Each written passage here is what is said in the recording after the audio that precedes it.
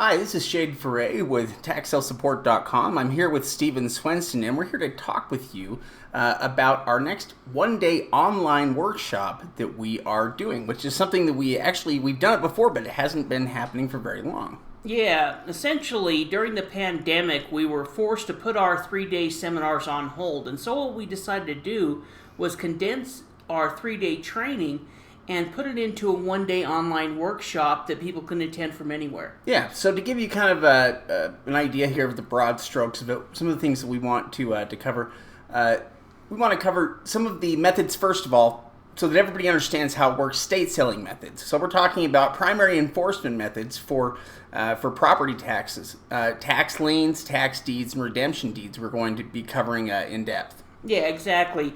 Tax liens where you earn the interest rate return, tax deeds where you're actually acquiring the property, and redemption deeds, a little bit of both. Yeah, and beyond that, we're going to help you understand how basically each one of the states in the country kind of falls into a system that utilizes one of these or more than one of these systems. Yeah.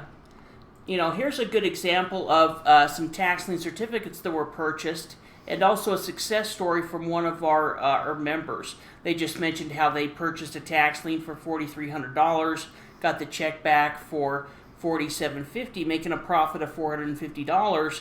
They were excited about that, and then they put that back into more tax liens. And then, of course, to the right are a couple of tax liens that our members were able to purchase actually over the counter. Yeah. Tax liens work for a lot of people. It's the type of investment that that they're after. I mean, these are all good examples of tax liens and how they work. They're simple investments that have an incredible level of security and a pretty good interest rate return. Yeah, definitely.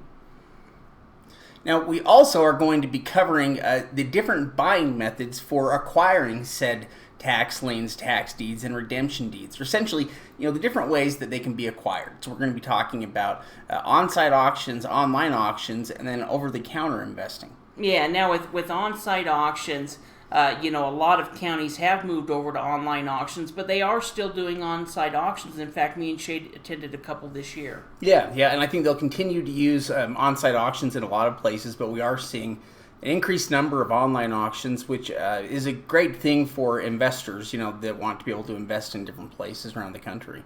So they also work out well. Plus, over-the-counter opportunities can also be great places to find different kinds of deals. Yeah, in fact, speaking of over-the-counter, here's a couple examples of over-the-counter properties. In fact, this property here on the right was purchased for $30,000, sold for $80,000, making a quick $50,000.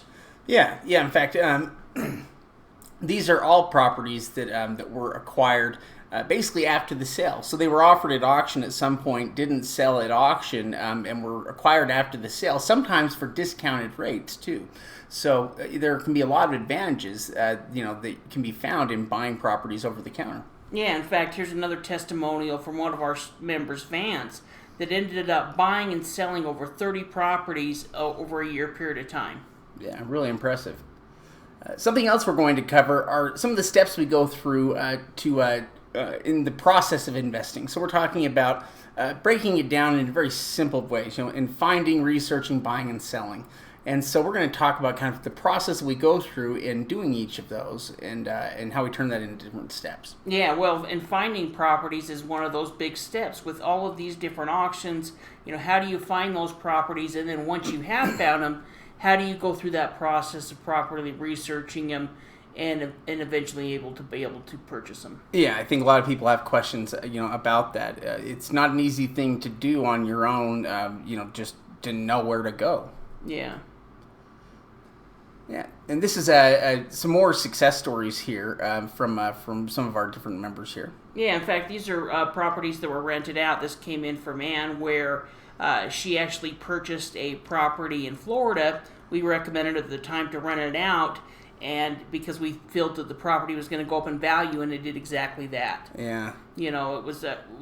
It went up in value about $25,000. In fact, it's probably gone up in value since she sent us this in. Yeah. Also a couple of properties that our students were able to pick up and are currently renting out. Yeah, awesome deals too when you look at it.